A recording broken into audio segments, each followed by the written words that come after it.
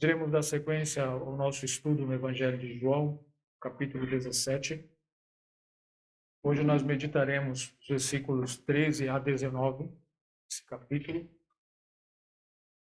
Semana passada nós meditamos do versículo 6 ao versículo 12, onde nós vimos ali uma ênfase dada por Jesus nessa oração, lembrando que o contexto é a oração que Jesus faz pelos seus discípulos. Não somente por aqueles que estavam com ele naquele momento, mas por todos aqueles que viriam a crer, inclusive nós que cremos hoje. E naquele momento que Jesus estava orando por eles, os versículos do nosso texto, semana passada, versículos 6 a 12, Jesus dá uma grande ênfase na soberania de Deus, no fato de que os discípulos foram entregues a Jesus Cristo pelo Pai, por Deus. Todos aqueles que Jesus recebeu foram entregues por Deus a Jesus. E Jesus estava pedindo, orando a Deus, ao Pai, que os guardasse do mundo, porque eles não eram do mundo. Guardasse porque eles passariam por grandes aflições no mundo. E ainda Jesus mostrando a soberania de Deus em todo o ministério, toda essa obra de salvação, ele cita o aspecto de Judas, que seria o único que se perdeu daqueles que foram dados a Jesus. Como Jesus mesmo cita, o filho da perdição, esse foi o único que se perdeu.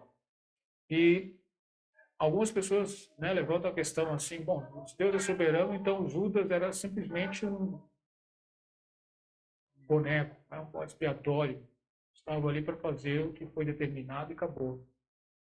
Nós sabemos, irmãos, que Deus opera a sua vontade, os seus propósitos entre os homens, entre nós, mesmo os homens rebeldes, o seu propósito é realizado, mas estes homens não deixam de ser responsáveis pelas suas atitudes. Como Pedro, na pregação que ele fez lá em Atos, expondo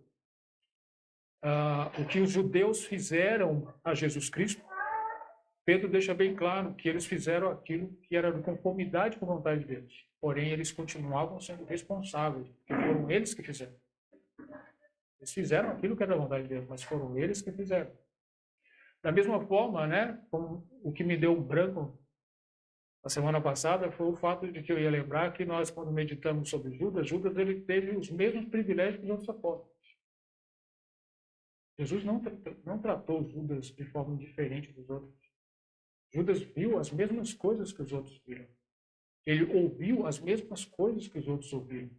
Jesus deu a ele as mesmas ordens, os mesmos mandamentos que deu para os outros também. Só que o Judas preferiu se manter voltado a si mesmo, egoísta, um homem voltado, ganancioso, voltado às coisas deste mundo, às coisas materiais. E foi isso que ele foi até o final. Como o apóstolo João se refere a ele, ele foi um ladrão, ganancioso até o final. Por isso que ele entregou Jesus. Então ele é responsável. Era a vontade de Deus que ele fizesse isso? Foi para cumprir as escrituras, como Jesus disse? Sim. Mas ele é responsável pelo que ele fez. Então, isso foi o que nós estudamos semana passada. Nós hoje iremos estudar um pouco mais sobre isso. Nos versículos, não exatamente sobre a soberania de Deus, mas aqui nesse texto que nós iremos estudar hoje, a ênfase ela está na separação, Jesus orando aqui pela separação, santificação, dos seus discípulos em relação ao mundo. Por isso que Jesus fala por diversas vezes aqui, ele faz relação ao mundo, Eu gostaria de ler inicialmente 2 versículos, que deixam isso bem claro, versículo 14. Deles a tua palavra e o mundo os odiou, porque não são do mundo, assim como eu não sou do mundo. Versículo 16. Não são do mundo, como eu do mundo não sou. Então Jesus está deixando bem claro aqui que os seus discípulos, aqueles que creem nele, não são do mundo, são separados, são diferentes, são distintos. São santificados, separados para Deus, distintos do mundo. E isso é o que ele deixa bem claro. E o que seria mundo? Nós precisamos entender um pouco bem sobre essa questão de mundo para não fazermos confusão. Porque qual seria a confusão, né? Tem algumas pessoas que elas entendem que a santificação, ela se dá quando você se isola totalmente do mundo. Que sentido? Você vai para uma ilha isolada e fica lá sozinho. E você vai ser uma pessoa santificada. Isso não é verdade. Eu li um comentário que falava sobre uma pessoa, que eu não me lembro, não me recordo o nome, mas que essa pessoa criou uma doutrina que ele ficou vivendo em um pilar, separado da sociedade, separado das pessoas, vivendo um pilar, em cima de um pilar. E isso, segundo os comentários, durou 500 anos, essa religião. Pessoas vivendo, e muitas outras pessoas seguiram aos ensinamentos desse homem, vivendo em pilares, em colunas, ou seja, acreditando que aquele proceder deles traria a eles santificação. Nós sabemos que há outras formas, né, que pessoas também buscam uma santificação se isolando. Essa é só um exemplo. Então, esse é um entendimento errado. Um entendimento errado sobre santificação. Jesus, e por isso que é interessante nós entendermos o que é mundo, né? O que o apóstolo João está se referindo sobre mundo. E no caso do apóstolo João é bem importante que nós olhemos, porque ele usa a palavra mundo, como eu pude ver no comentário, 78 vezes aqui no Evangelho. Só aqui nesse texto nosso, que os irmãos observaram, ele cita 9 vezes a palavra mundo. 9 vezes. E em todo o Evangelho, segundo o comentário que eu li, 78 vezes. Vamos ver alguns significados, né? Nós iremos ver 3 significados da palavra mundo aqui no Evangelho mesmo. 2 deles são aqui no Evangelho, no capítulo 1. Nós podemos ver um desses significados. Capítulo 1, versículo 10. Diz assim: estava no mundo, e o mundo foi feito por ele, e o mundo não o conheceu. Percebe que aqui tem umas referências sobre mundo, né? A melhor interpretação sobre mundo aqui seria o mundo, a criação, tudo.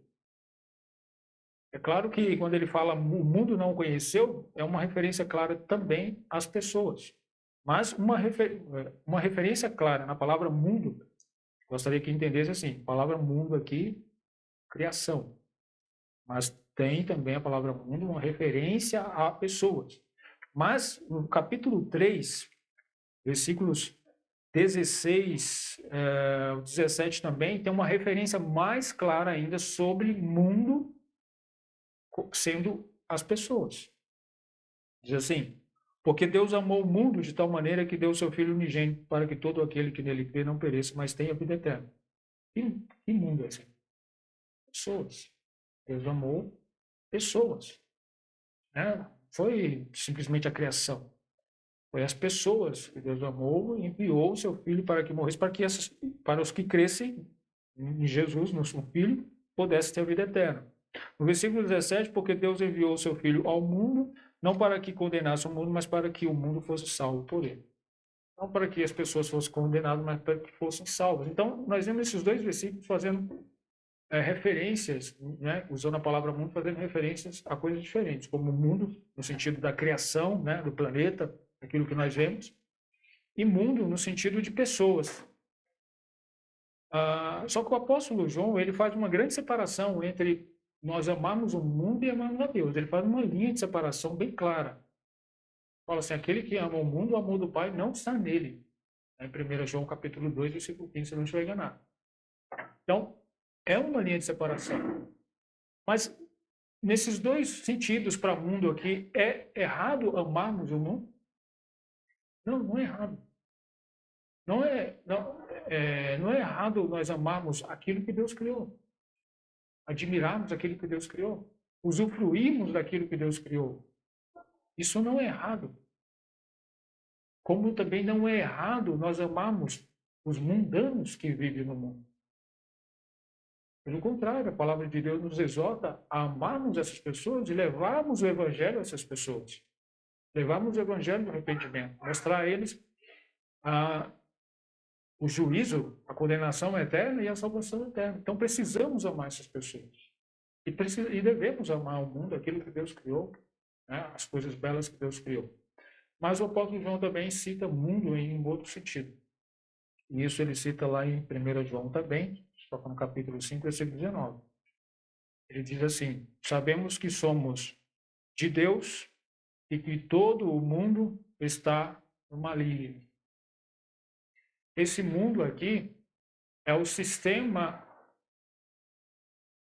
gerenciado, governado, organizado por Satanás, que usa pessoas incrédulas para se levantarem contra tudo que é de Deus, para se levantarem contra Deus. É esse tipo de mundo aqui que Jesus está se referindo, que o apóstolo escreveu. Que nós não devemos conviver neste mundo, né? Nos relacionar com esse mundo, com esse sistema de governo de Satanás. Porque nós sabemos que esse sistema de governo ele é motivado pelo objetivos ímpios, vontades ímpias, desejos ímpios, propósitos ímpios, projetos ímpios. Todas essas coisas contrárias à vontade de Deus. E nós que fomos resgatados do mundo, nosso propósito hoje é totalmente diferente. É cumprir a justiça de Deus, é glorificar a Deus, é andar a favor de Deus, em conformidade com a sua palavra. Totalmente contrário àquilo que o diabo determina que as pessoas façam. As pessoas se levantem contra Deus. Então, é a esse sentido de mundo que o apóstolo faz referência. Então, o que nós entendemos que devemos fazer quando o que nós entendemos que Jesus está querendo aqui, que aqueles discípulos sejam separados deste mundo governado por Satanás. Deste mundo pelo qual Jesus, em algumas passagens, né? Por exemplo, deixa eu ver se eu encontro aqui, acho que no capítulo 15, ele fala que eles odiariam, tá? Capítulo 15, versículo 18. Se o mundo vos odeia, sabei que primeiro do que a vós me odiou a mim. Se vós fosse do mundo, o mundo amaria o que era seu, mas porque não sois do mundo, antes eu vos escolhi do mundo, por isso é que o mundo vos odeia. É esse tipo de mundo que ele está se referindo. É o sistema, os incrédulos governados pelo Satanás, se levantando contra tudo o que vem da parte de Deus. Então, aqui Jesus dizendo a eles, né, que havia a necessidade de os discípulos serem separados, e por isso que ele está orando, para que eles sejam separados, distintos do mundo. E aí nós entramos no nosso texto aqui, versículo 13. Diz assim: mas agora vou para ti. Lembrando, Jesus está orando ao Pai aqui. Né? Mas agora vou para ti, e digo isto no mundo, para que tenham a minha alegria completa em si mesmos. Bom, já fazendo um comentário aqui, irmãos. Geralmente, quando nós falamos em separação, santificação, né, tudo isso são sinônimos. Separar, santificar, né, ser diferente do mundo, isso é sinônimo. Tudo isso é sinônimo. Quando nós falamos de santificação, dificilmente a gente associa isso à alegria. E no caso aqui de Jesus, uma alegria completa, plena. Tá? Até mesmo as pessoas que pregam. Eu digo isso por mim mesmo. Quando eu penso na questão de santificação, dificilmente eu associo isso à alegria. E é o que Jesus associa. E, geralmente, quando nós falamos sobre santificação, nós logo pensamos em abstinência de determinadas coisas, em deixar de fazer determinadas coisas. E algumas pessoas até associam em deixar de fazer coisas agradáveis. Coisas que são legais. Né? Coisas que a nossa carne gosta. Logo associamos a santificação a isso. Mas o que Jesus deixa bem claro aqui, irmãos, é que essa santificação que nós temos em Cristo, ela traz a nós uma alegria completa. Satanás, uma das armas dele é justamente dizer que a santificação só gera em nós tristeza.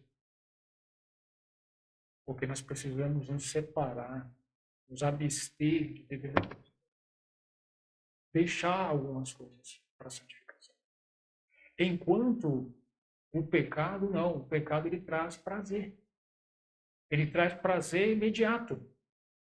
E, de certa forma, se nós analisarmos, irmãos, o pecado, ele faz isso. Ele traz um prazer imediato. Só que nós sabemos que, por um tempo bem rápido, é esse prazer. Porque a longo prazo, o que o pecado traz é destruição, é tristeza, é sofrimento. Esse é o resultado do pecado. Tá? Nós temos diversos exemplos. Pessoas que simplesmente começaram a entrar no mundo da bebida com um prazer, né, por ir de acordo com os colegas. Eu digo isso, por exemplo, por experiência própria. Eu vou de acordo, meus colegas estão indo, eu vou também.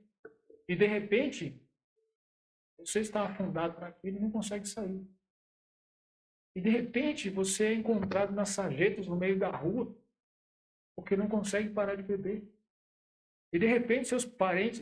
Bom, a minha experiência ficou mais para trás, tá? Eu não cheguei a esse nível de ser encontrado na sarjeta e, de muito menos, meus parentes terem que me mandar para uma clínica de tratamento para poder sair disso. Então, percebe? Um prazer, né, momentâneo ali, mas que rapidamente levou à destruição. Levou à destruição do futuro. E isso é um exemplo. Tem um cigarro, tem as drogas, muitos outros tipos de drogas, além da bebida, do cigarro. Tem outros prazeres, né, sexuais e etc. Muitos são as coisas que o mundo nos oferece que, momentaneamente, de primeiro lance, parece algo bom, né? Vai trazer satisfação. Mas, irmãos, quando nós olhamos a longo prazo, quando observamos os resultados a longo prazo, isso traz destruição. Destruição da própria pessoa, destruição, às vezes, da família da pessoa. Porque o pecado, ele não atinge somente aquela pessoa, ele atinge aqueles que estão lá fora. Jesus, pelo contrário, mostra na sua palavra que a santificação, ela traz uma alegria. E, às vezes, em curto prazo, ela não parece ser algo agradável. Curto prazo. Abstermos de determinadas coisas não é agradável. O nosso corpo, o nosso cérebro não gosta disso. A nossa carne não gosta disso. Então, não é fácil. Nós abstermos de algumas coisas inicialmente. No início, não é fácil. É uma luta constante. Por isso que a palavra de Deus nos fala. O espírito e a carne se opõem entre si. Mas, irmãos, a longo prazo, é uma alegria perfeita, completa.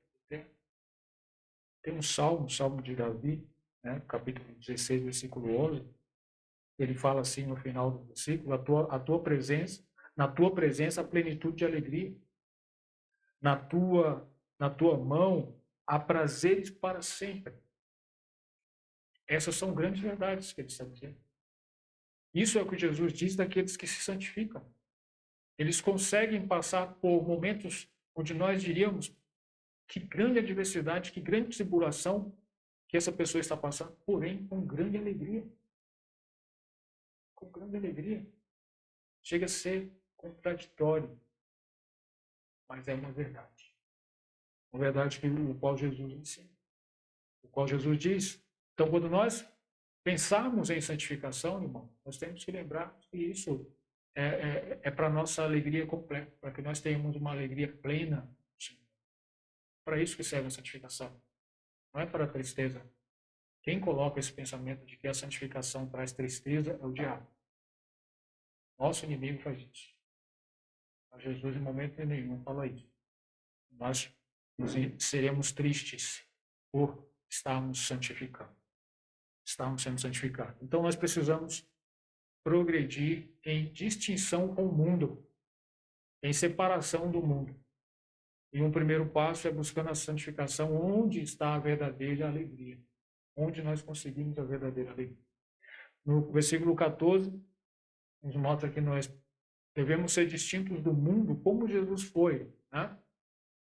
Tendo a palavra de Deus como algo essencial na sua vida. O versículo, não só o versículo 14, né? Vamos ler o 14 e o 14, 17 e o 19 também. Diz assim: deles a tua palavra e o mundo os odiou, porque não são do mundo, assim como eu não sou do mundo. Versículo 17. Santifica-os na tua palavra, a tua palavra é a verdade. No versículo 19, e por eles me santifico a mim mesmo, para que também eles sejam santificados na verdade. Bom, algo interessante na vida de Jesus é que sempre ele usou as Escrituras. Não somente isso. Jesus testificava da autenticidade da palavra de Deus. Ele endossava a palavra de Deus. Ele mostrava a sua fé na palavra de Deus, nas Escrituras. Irmãos, se existia alguém pelo qual tinha qualificações para falar além das Escrituras, esse alguém era Jesus. Mas, no entanto, ele não fez isso. Pelo contrário, Jesus falava sempre aquilo que estava de acordo com as Escrituras. Aquilo que estava nas Escrituras era o que ele falava, era o que ele ensinava, era o que ele vivia. Tem alguns exemplos, né? Alguns poucos exemplos, nós já passamos por eles, né? Por exemplo, João capítulo 5, versículo 39, quando ele fala aqueles líderes religiosos hostis ali, né? Os fariseus, saduceus, ele fala assim, ó, examinais as Escrituras, porque vós cuidais ter nelas a vida eterna, e são elas que de mim testificam. Ele diz mais aqui, ó, no capítulo 7, versículo 38, quem crê em mim, como diz a Escritura, rios de água viva correrão de seu ventre. Ele estava falando aqui sobre o Espírito Santo, que havia de vir sobre aqueles que criam. E ele estava falando isso baseado em quê? Nas Escrituras. Então, Jesus, ele usava constantemente as Escrituras. Tem um outro versículo, quando ele cita um salmo sobre,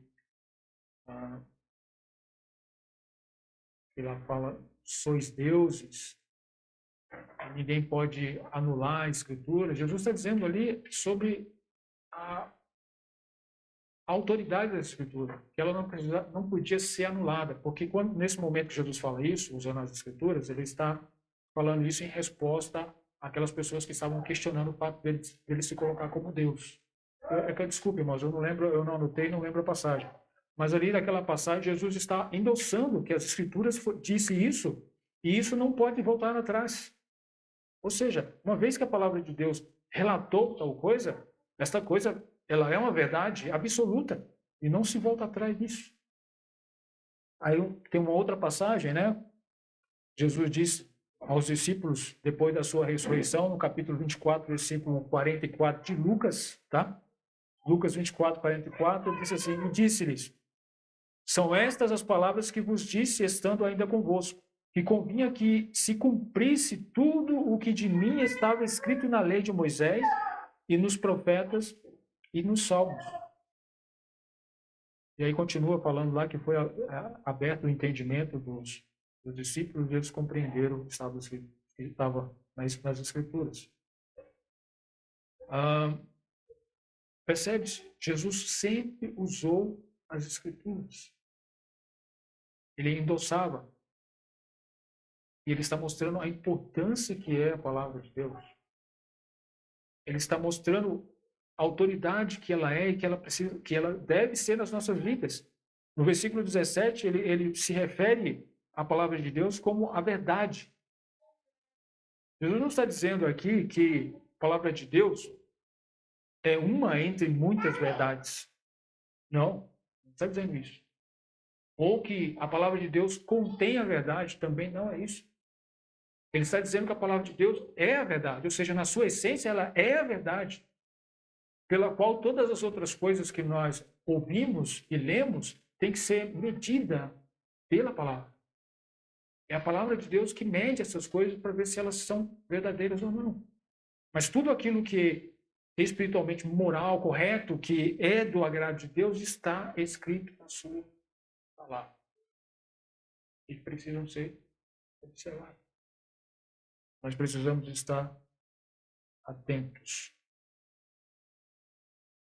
Jesus disse, irmãos, que esta palavra nos santifica. É nessa verdade que nós somos santificados, separados. Então nós precisamos conhecer a palavra de Deus para sermos separados para essa verdade. Santificarmos, na verdade, para nós sermos separados para essa verdade. É com o conhecimento, irmãos, da palavra de Deus, com a prática dela. Então nós precisamos estudar a palavra de Deus. Hoje estava conversando com um colega e acabamos entrando um pouco sobre essa questão do quanto as escrituras têm sido deixadas à parte. Ele estava me falando mais um daqueles absurdos que acontecem na internet, que as pessoas fazem, em um chamado culto, onde nesse culto o ídolo que está ali, infelizmente, é o homem, não Deus. Porque em um culto onde Deus esteja sendo cultuado, uma das primeiras coisas que precisa ser observada é a palavra de Deus. Eu já falei isso, eu falei para ele, já falei isso para os irmãos, vou só lembrar. Uma vez, quando eu estava conversando com um tio meu, isso há muito tempo já, nós estávamos conversando e já, infelizmente, já estava quase virando uma discussão sobre a palavra de Deus. E a nossa conversa encerrou quando ele falou assim que Deus age na igreja dele quando a Bíblia é fechada. Eu falei, bom, então neste momento nós encerramos a nossa discussão, nossa conversa. Porque eu só consigo conversar com você com a Bíblia. Nós só conseguimos entrar em um acordo se a Bíblia estiver aberta. Se ela estiver fechada, não tem como nós entrarmos em um acordo, não tem como nós conversarmos sobre as coisas de Deus. É aqui que nós conseguimos ser santificados, é aqui que nós conseguimos cultuar a Deus, é aqui que nós conseguimos saber o que Deus quer das nossas vidas. E Jesus orou por aqueles discípulos, orou por nós, para que nós pudéssemos ser santificados, separados, na verdade, para a verdade.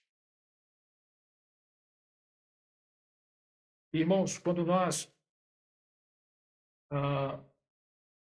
falamos dessa verdade, uma outra coisa que nos distingue do mundo, nós devemos ter ciência,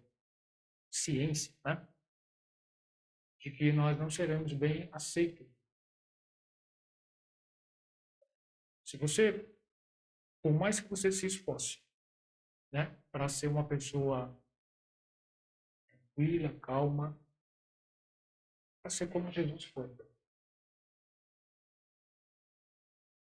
Você quer um exemplo melhor? Não existe, Jesus foi o melhor exemplo de pessoa calma, tranquila, uma pessoa que passava as escrituras com grande sabedoria, tranquilidade, com amor. No entanto, o que ele diz aqui no versículo 15? Versículo 14. Deles a tua palavra e o mundo os odiou. Então, irmãos, nós só seremos bem aceitos no mundo se nós diluirmos a palavra de Deus.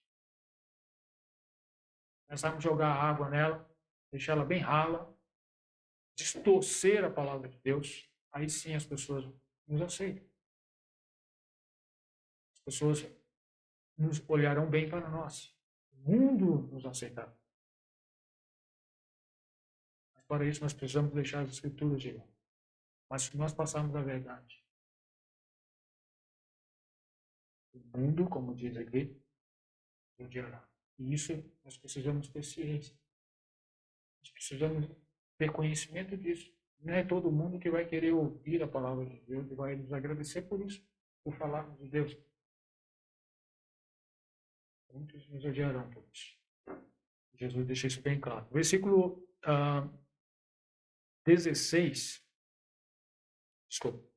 15.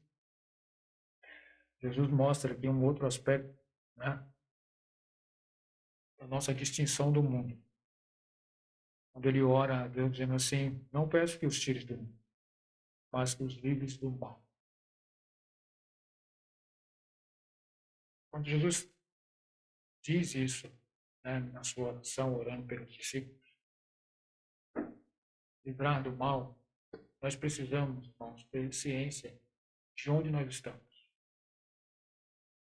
Nós estamos num campo minado, num campo de batalha, vamos dizer assim, onde precisamos ser livrados do mal. Não é o mal que vos fala, tá? Acho que é até bom tirar esse apelido primeiro. Mas, quando ele faz referência aqui, em algumas traduções diz maligno. Algumas traduções, por exemplo, que seja esse o entendimento. Mas tudo que é mal vem do maligno, vem do diabo, Satanás. E o apóstolo Pedro, quando faz referência a Satanás lá em 1 Pedro, no capítulo 5, versículo 8, ele nos alerta dizendo, sede sóbrios, vigiai, porque o diabo, vosso adversário, anda em derredor, bramando como um leão, buscando a quem possa tragar. O momento onde nós precisamos mais estar vigilantes, irmãos, é justamente no momento de tribulação, momento de grande aflição, grande dificuldade. É o que precisamos estar mais. Não significa que somente este momento. Em todos os momentos precisamos estar vigilantes. Mas nesses momentos é um dos que nós mais precisamos. Os momentos de aflições, nós precisamos estar vigilantes. Porque a tendência é sempre nós darmos lugar ao diabo. Darmos brecha ao diabo. Darmos lugar, a ocasião à carne, para nós pecarmos contra Deus. Que a palavra de Deus nos alerta é que nós devemos estar sóbrios, atentos, vigilantes. Se alguém dissesse para você, olha, tem um leão à solta aqui no bairro do Irá. O que nós íamos fazer? A primeira coisa é correr e fechar o portão. E nós não íamos ficar contentes sem fechar a porta aqui também. E baixar a porta de aço. Olha lá se alguém não ia correr aqui para trás. Não é isso? Se falar só tem um leão aí fora. Ah, você ia lá para fora, ficar olhando para ver se ele ia aparecer, chamando miau. Ninguém ia fazer isso, irmão. Mas a grande verdade da palavra de Deus é que tem um leão. A palavra de Deus é isso. Ele está ao nosso redor. E o que nós precisamos fazer, irmão? Se o diabo está ao nosso redor, nós precisamos fechar o portão, achar as portas, fugir da aparência, nos esconder, se necessário. É isso que precisamos fazer, tratar como algo perigoso, como algo ruim, como algo que vai nos fazer mal. Porque é isso que o diabo veio: matar, roubar, destruir. É por isso que a palavra nos alerta sobre ele. É por isso que Jesus orou a Deus por ele ser discípulos. Para livrá-los do maligno, para livrá-los do mal. Lembra o apóstolo Pedro? No momento que ele negou a Jesus, ele sucumbiu. Mas graças a Deus, pela graça de Deus, Deus o ergueu, usou de forma, né, usou grandemente. Ele pregou em Pentecostes, mais de 3.000 ou mais pessoas se converteram. Mas Deus precisou derramar sua graça. O apóstolo Pedro acho que viveu com essa tristeza, irmão, um bom tempo. Eu acho que ele foi para a sepultura com essa tristeza de ter negado o Senhor, ter sucumbido.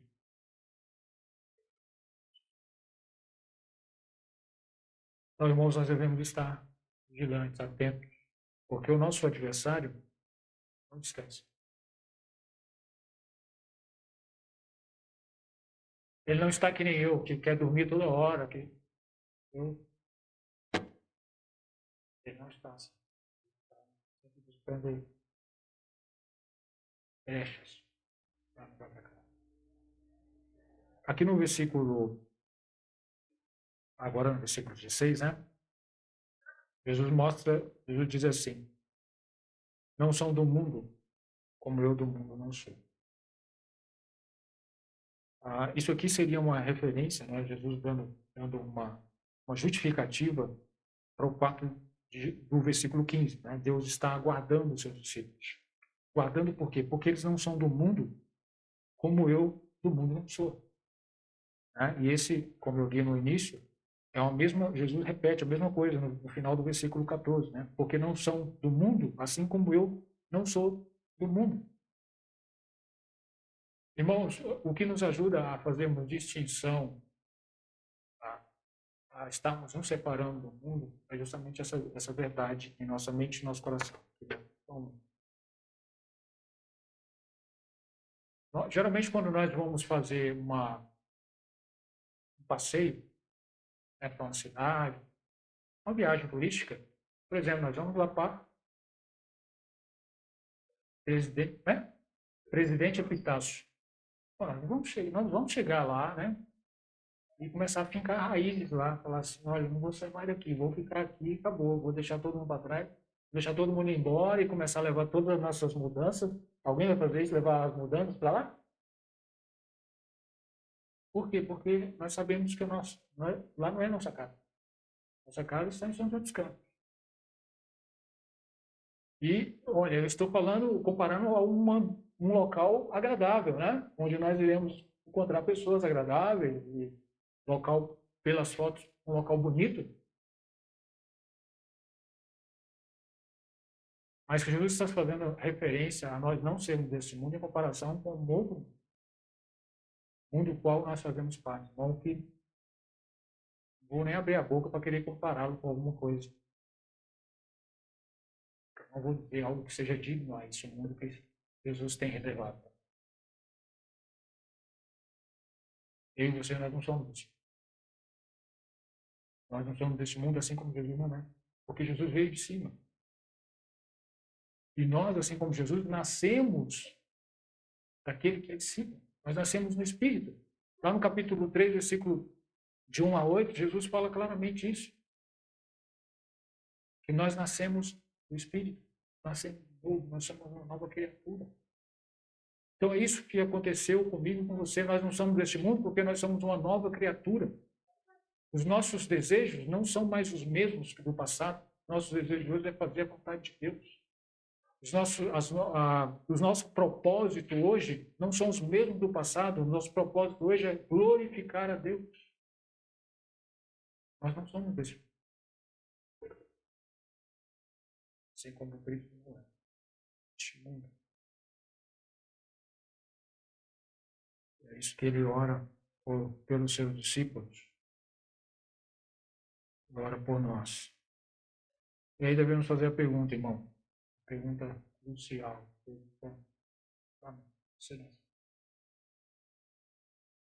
Nós nascemos de novo. Nós nos tornamos uma nova criatura. Os nossos desejos são diferentes do passado. Os nossos propósitos não são mais os mesmos. São fazer a vontade de Deus, buscar a glória de Deus, refletir a Cristo. Isso é fundamental. Continuando nossa meditação aqui no agora o versículo 18. Diz assim: assim como tu enviaste ao mundo, também eu os enviei ao mundo. Bom, Jesus tinha uma missão aqui neste mundo. Uma missão bem clara. Tem algumas passagens que deixam isso bem claro, né? Por exemplo, João capítulo 18, versículo 37, a partir da parte B do versículo, diz assim: eu para isso nasci, e para isso vim ao mundo, a fim de dar testemunho da verdade. Então, esse versículo fala que Jesus nasceu para dar nasceu e veio ao mundo para dar testemunho da verdade. Testificar da verdade. A palavra de Deus. Não somente isso, né? Mas como ele fala lá em Lucas, capítulo 19, versículo 10, ele veio também para buscar e salvar o que se havia perdido.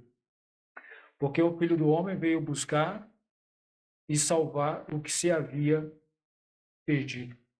Nós vimos que o apóstolo João, ele cita esse fato por diversas vezes, né? O fato de que Jesus foi enviado ao mundo. Jesus foi enviado ao mundo pelo Pai, com um propósito de pregar a salvação pela fé nele, pela fé em Jesus Cristo. E Jesus nos envia com essa mesma missão. Jesus enviou os discípulos com a mesma missão. Nós estamos aqui para levá-los, levar o evangelho do arrependimento, pregar as pessoas sobre a condenação eterna e sobre a salvação eterna. Para isso que ele nos deixou, nós não estamos aqui simplesmente para curtirmos. Estamos aqui para usufruir das coisas do mundo, sim. Tá? Não há nada de errado em usufruir das coisas que Deus criou. Mas estamos aqui para propagar o evangelho de Jesus Cristo. E a missão, versículo 19, né, finalizando, a missão de Jesus Cristo, irmãos, ela está intimamente ligada, poderia dizer assim, né? Intimamente ligada ao versículo 19, quando ele diz assim: e por eles me santifico a mim mesmo, para que também eles sejam santificados na verdade. Quando Jesus fala assim, por eles me santifico a mim mesmo, o que seria esse santificar? Como nós vimos, santificar é separar. Indo lá ao Velho Testamento, tudo que falava que era santificado ao Senhor era separado ao Senhor, consagrado ao Senhor. Quando um cordeiro, um animal, ele ia ser sacrificado, ele era separado. E é justamente isso que Jesus diz aqui nos Salmos. Que ele estava sendo separado para a crucificação. Separado para a morte. Então, Jesus foi enviado e no seu ministério, irmão, o fim era a sua morte. Sua morte, claro, sua ressurreição. Mas esse era o fim. Jesus deveria morrer pelos nossos pecados. Foi para isso que ele veio. Para morrer pelos nossos pecados, para que nós pudéssemos, como ele mesmo diz aqui, sermos separados para a verdade. Ninguém consegue ser separado para a verdade fora de Cristo. Como eu disse lá no início, né? Algumas pessoas entendendo mal, interpretando mal a questão da santificação, eles tentam se isolar em lugares, né, da sociedade, simplesmente achando que isso vai fazer com que eles se tornem santos, separados. Ninguém consegue ser separado, santo, se não for em Jesus Cristo. Se não for confiando unicamente no sacrifício de Cristo, na morte de Cristo, no sangue derramado por Cristo. Sangue de Cristo derramado por Cristo. Essa é a única forma. Portanto, irmãos, devemos colocar em prática aquilo que Jesus diz na sua palavra, na oração. Devemos estar sempre buscando ser diferentes, mostrar ao mundo que os crentes também são alegres. Né? Sabe qual é a melhor forma de você mostrar isso? É você se tornar mais santo. Talvez as pessoas olhem para nós e achem que nós somos tristes. Por quê? Porque nós não nos santificamos o suficiente. Acham que os crentes são carrancudos. Por quê? Porque nós estamos sendo santos o suficiente. Estamos mostrando para eles o que a palavra de Deus não nos mostra. Que você... Estamos mostrando para ele, às vezes, o que o diabo quer que mostremos. E você buscar a santificação só nos traz tristeza, porque você tem que abrir mão de determinadas coisas. Coisas que você não gostaria de abrir mão. Mas não é assim, né, irmãos? Nós sabemos que não é. Nós sabemos que quando buscamos a santificação, nós temos uma alegria verdadeira. Uma alegria perene, completa. Por isso devemos buscar a santificação na palavra de Deus. Devemos ser santos como o Senhor foi, devemos ter consciência de onde nós estamos. Estamos em um terreno minado. Nosso inimigo, ele está atento a nós, querendo nos destruir. Precisamos ter convicção de que nós não pertencemos aqui.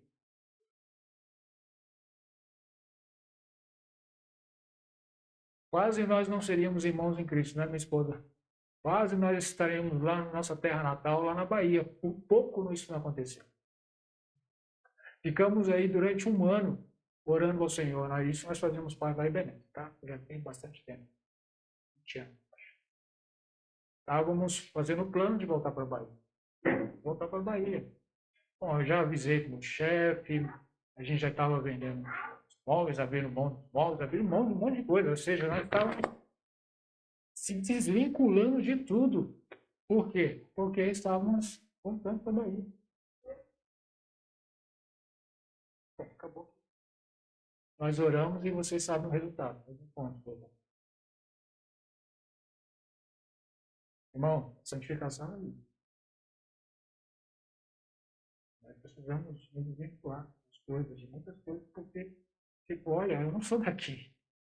Eu vou para minha terra. Então, vou começar a abrir mão das coisas aqui, de algumas coisas eu vou tirar, abrir mão. O bem para a glória, o bem da obra de Deus, para a glória de Deus. Que Deus nos ajude. Obrigado, irmãos, pela atenção. Deus abençoe a sua palavra.